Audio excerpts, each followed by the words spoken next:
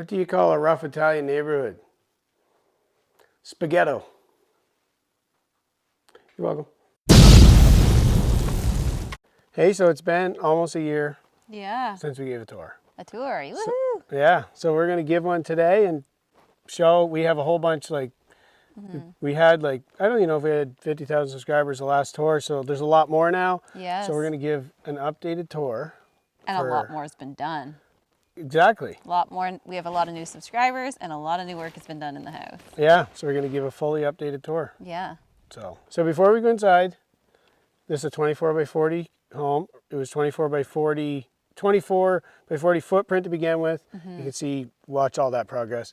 But it was a 24 by 24 cabin with a 16 by 24 deck to start. Deck. Yeah. Yeah. It was a deck. It was actually a deck. Till we took the boards off. Till we made it a house. The rest of it, yeah. Yeah. An extension. Yeah. So the house was built on steel screw piles.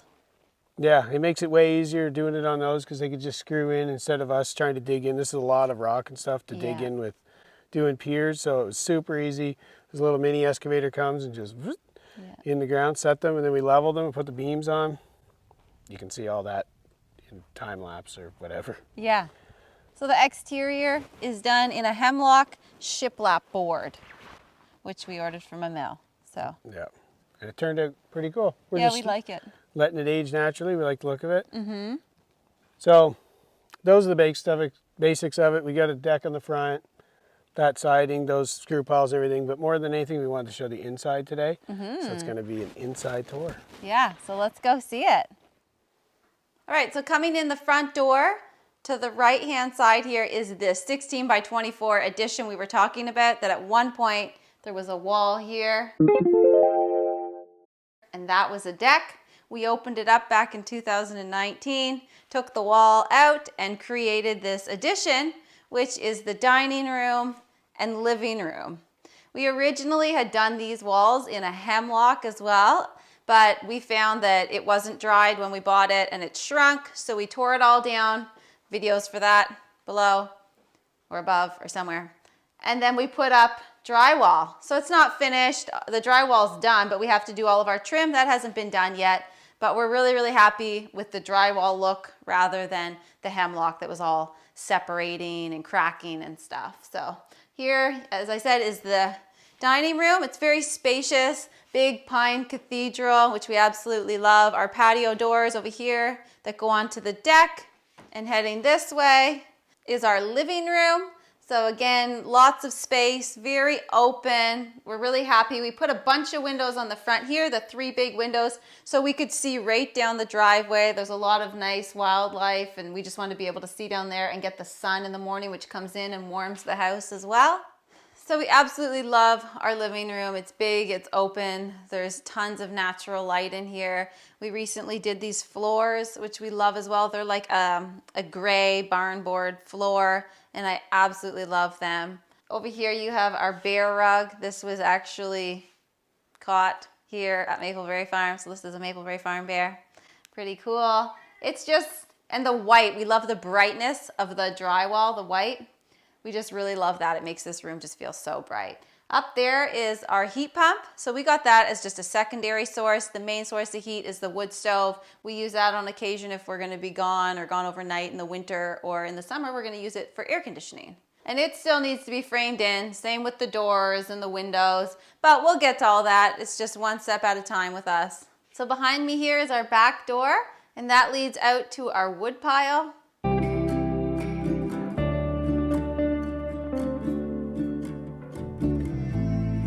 And the back area, but we mostly use it for the wood pile. Here is our one and only closet in the home. We built it and we covered it. We covered it in the hemlock that we had originally done this whole room with. Luckily, this hemlock was just a bunch of small pieces that didn't crack or separate, so we've left it. And it looks good. We're happy with that. And then right here beside the closet is our wood pile. So we like to have a bunch of wood stored in here for winter, rainy days, stuff like that. We've just stacked them on that wall, and then that way we always have it when we need it. So behind the wood pile here is our black wall. It's actually not black. It's an ash mineral paint. It looks quite black, but it is the color ash. And we just wanted some contrast against the white walls. All 3 walls here are white with the drywall. So we thought it would look nice to have a bit of contrast. So this is actually OSB. Because this was an exterior wall for the first year, we just left the OSB and painted it. And I really like it. It was just kind of like a trial thing, and I really liked it. So we are gonna trim it. We'll have trim here, covering all these gaps here. We'll throw a piece right up here against the closet. So all these cracks, everything you see will be hidden with trim. So, I mean, it'll look great when it's actually done. For now, I still really like it. I love just the small black one. I wouldn't want a whole huge wall black, but this I really like. Right over here is our Pacific Energy Super 27 wood stove. And we absolutely love this wood stove. It does an excellent job heating the entire house, which is almost 1,000 square feet. It does such a good job. And these are eco fans. I love these things. They're totally powerless. The heat powers them. So you just place them on there, and as it gets hotter in the wood stove, they blow the heat. So we always put one towards the bedrooms and one out towards the living room. And it's like shocking how good of a job those little fans do. Love, love, love them. So now let's head into one of my most favorite parts of the house, the kitchen.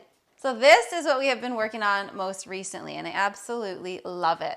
So in my kitchen, which we designed ourselves and had a company, create obviously the cabinets and stuff for us.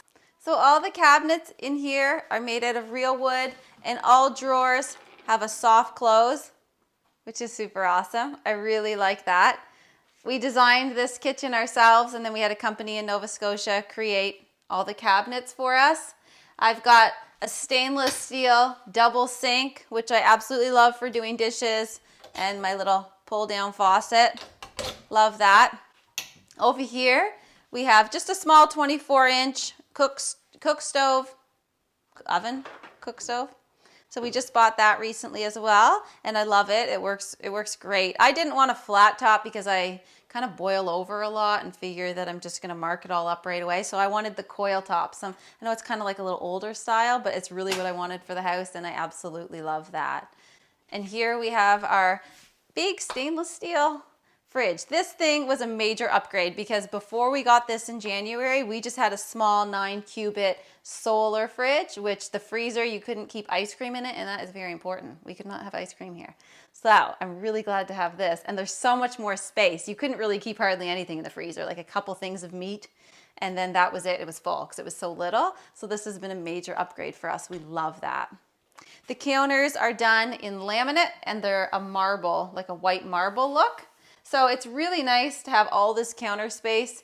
Because of the way the kitchen is designed, we wanted to utilize as much space as we could. So that's why we did the peninsula here, just to give us so much more counter space and more cabinets. We obviously don't have the top cabinets because we didn't want to block the view or anything from the dining room. We just didn't want it blocked off. We wanted it all open concept. And here with the window right in the middle here, we couldn't fit cabinets on either side, but we do plan to build a couple of floating shelves here, and would probably move our microwave over, maybe even the Keurig, and then just opening up some more counter space on this side. Up here, you may see our water lines. So we do plan on boxing those in all the way up. They'll all be boxed in and hidden. This wall here is also the hemlock that we ripped down from the living room, dining room. We just cut it into smaller sections and painted it to fill this wall, and I really like it on that wall. I love the white, the brightness. It's so spacious and bright in here. I really love that. And I'm just so happy to have so much storage space and actual countertop to work on. So now let's get to the unfinished part of the house, and we'll start with the bathroom. So coming into the bathroom, we got solid pine doors there. We got a one-piece shower. Got that because it's just way easier to just put that in. Still got a frame around it. Still have pretty much everything to do in here. It is all plumbed, wired, and all that stuff. Fan, everything's in here that needs to be here. We just recently got a stackable washer and dryer. We actually haven't shown this yet, so you're seeing it for the first time now.